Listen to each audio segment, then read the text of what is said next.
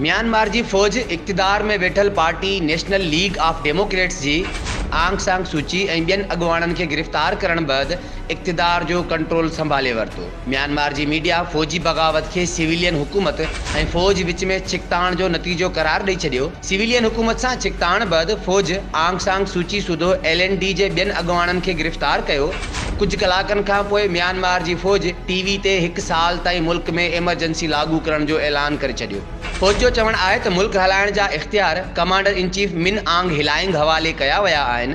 वाज़े रहे त म्यांमार में गुज़िरियल साल नवंबर महीने में थियल चूंडुनि दौरान LND हुकूमत ठाहिण लाइ घुर्बल सीट्स हासिल करे वरितियूं हुयूं, जॾहिं त फौज चूंड नतीजा क़बूलण खां इनकार करे छॾियो हो। म्यांमार में पार्लियामेंट जे चूंडियल ऐवान जो पहिरियों इजलास अॼु थियल हो, पर इजलास खां अॻु ई फौजी बग़ावत बर्पा कई वई। आंग सांग सूची जी पार्टी जे तर्जुमान जो चवणु आहे त फौज आंग सांग सूची सदर ऐं ॿियनि अॻुवाणनि खे सुबुह साण गिरफ़्तार करे वरितो। म्यांमार जी फौज हथां हिकु भेरो ॿीहर गिरफ़्तार थियल आंग सांग सूची 1948 ईस्वी में अञा 2 सालनि जी हुई त बरतानिया जी नौ आबादियाती हुकूमत खां आज़ादी हासिल करण लाइ जिदोजहद ते संदसि वालिद खे क़त्ल कयो वियो। सूची 1989 खां 2010 ताईं पंहिंजी ज़िंदगी जा 15 साल नज़रबंदी में गुज़ारिया।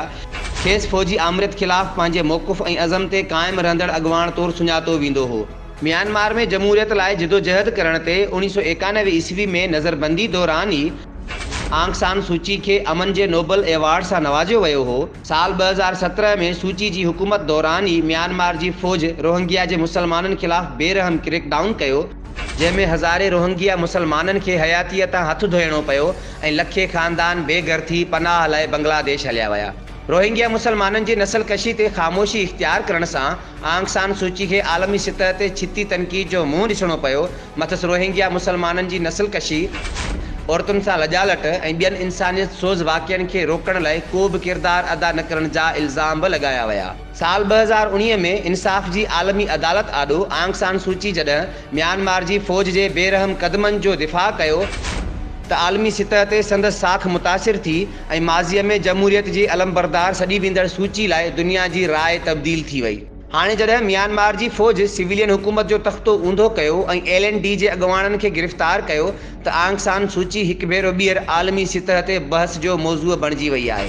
दुनिया जे मुख़्तलिफ़ मुल्कनि जो म्यांमार में फौजी बग़ावत ऐं सूची सूदो ॿियनि अॻुवाणनि खे गिरफ़्तार करण ख़िलाफ़ सख़्तु रद्दअमल आयो आहे। अमरीका ऐं बरतानिया सूदो ॿियनि मुल्कनि जे सरबराहनि म्यांमार जे चूंडियल नुमाइंदनि खे जल्द आज़ादु करण जो मुतालबो करे छॾियो।